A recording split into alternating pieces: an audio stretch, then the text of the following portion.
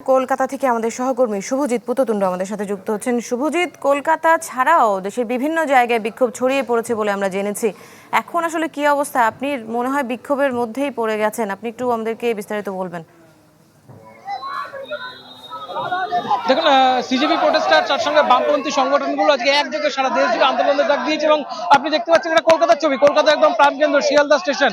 এই শিয়ালদা স্টেশন চত্বরে CJP protester এবং 8টি বামপন্থী দলের যে ছাত্র সংগঠন তারা একত্র কিন্তু মূলত আন্দোলনে নেমেছে। তার লিড দিচ্ছে বামপন্থী সংগঠনের মধ্যে একেবারে যদি দেখতে পারেন এআইডিএস, এবং তারা এসেছে জমায়েত করার কথা তাদের আড়াইটা, তারা বেশ আগে থেকেই প্রায় 30 মিনিট আগে থেকে তারা জমায়েত প্রাণকেন্দ্র যেখানে সেখানে তারা চলে যাবেন। প্রায় 5 কিলোমিটার রাস্তা তারা হাঁটবেন, যদিও তার অনেক আগেই পুলিশ কিন্তু তাদের শিয়ালদা স্টেশনে আটকে দিয়েছে এবং এখান থেকে তারা এখনো পর্যন্ত এগোতে পারছে না। আমাদের সাথে রয়েছে একজন নিটের শিক্ষার্থী যিনি কিন্তু নিজেই ক্ষতিগ্রস্ত, যে 7.5 কোটি স্টুডেন্ট তার মধ্যে একজন আমার সাথে এই মুহূর্তে রয়েছে।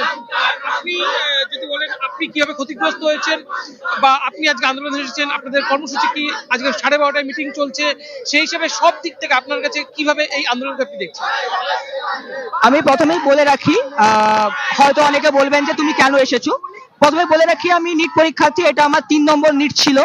3 নম্বর নিটে যেটা এক্সামটা ক্যান্সেল হলো, সেই এক্সামে আমার যে মার্কসটা আসছিল, সেই মার্কসটা আমার খুব সহজে একটা মেডিকেল কলেজ হয়ে যাওয়া উচিত ছিল। 3 বছর পরে সেটা আমার কাছে একটা স্বপ্ন ছিল, আমি স্বপ্ন পাচ্ছিলাম। কিন্তু তার কিছুদিন পরে স্বপ্ন ভঙ্গ হয় এবং পরীক্ষা ক্যান্সেল হয়। বাংলা কিউআর, যেখানে নগদ পেমেন্ট সেখানে। সারা দেশে 10 লাখেরও বেশি মার্চেন্টে নগদে পেমেন্ট করুন খুব সহজে।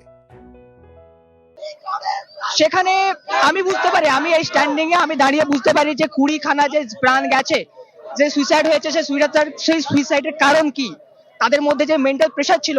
একটা পরীক্ষা শুধু একটা দিনের গল্প নয়, সেখানে একটা সারা বছর আরো কয়েকটা বছরের পরীক্ষার্থীরা সেখানে প্রিপারেশন নেয়, মেন্টালি প্রিপেয়ার হয়, সেখানে গিয়ে পরীক্ষা দেয়।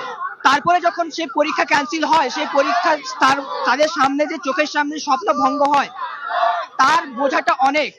শুধু আমি নিটের পরীক্ষার্থী বলে পরীক্ষার্থী নয়, অবভিয়াসলি আমি সেকেন্ড এক্সামটা আমি ভালো করে দিতে পারিনি, কারণ তারপরে যে চাপটা। কালকে সোনাম ওয়াংচুক তার অনশন প্রত্যাহার করেছেন এবং শিক্ষামন্ত্রীর পদত্যাগের দাবি থেকে সরে এসেছেন, কিন্তু শিক্ষার্থীরা আপনারা কি বলছেন? আপনারা কি শিক্ষামন্ত্রীর পদত্যাগ চান?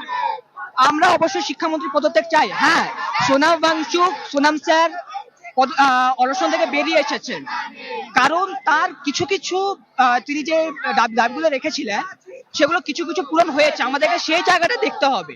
কিন্তু আমাদের ছাত্র সমাজের দাবি, যেই দাবিতে আমরা এতদিন ধরে যন্ত্র মন্ত্রের প্রোটেস্ট চলেছে, তারপরে আমরা এখানে আছি, 1 মাসের উপর যন্ত্র মন্ত্রের প্রোটেস্ট চলেছে, তার উদ্দেশ্য কিন্তু অ্যাকাউন্টেবিলিটি। দেখুন, ওনার ডাক্তার হওয়ার কথা ছিল, স্বনামধন্য চিকিৎসক হিসাবে ওনার একজন চিকিৎসার কোনো হাসপাতালে যাওয়ার কথা ছিল, কিন্তু তার বদলে তিনি রাস্তায় নেমেছেন। এরকম ভাবে কিন্তু প্রত্যেক নিট শিক্ষার্থী যারা যেখানে এসেছেন, সেরকম বিভিন্ন রাজনৈতিক সংগঠনের যে প্রতিবাদ, সেটা কিন্তু আজকে দেশব্যাপী বিভিন্ন রাজ্যে রাজ্যে এই ছবি আপনারা দেখতে পাবেন। এবং আজ এই মুহূর্তে কিন্তু আলোচনাও চলছে, ফলে মোদী সরকার ঘরে বাইরে যাবে চাপে পড়ছে, এই আলোচনায় তার কতটা এফেক্ট আছে সেই দিকে কিন্তু আমরা তাকিয়ে থাকবো। জি শুভজিৎ, ধন্যবাদ আপনাকে আমাদের সাথে যুক্ত হওয়ার জন্য। পরবর্তী আপডেটের জন্য ফিরবো আবার আপনার কাছে।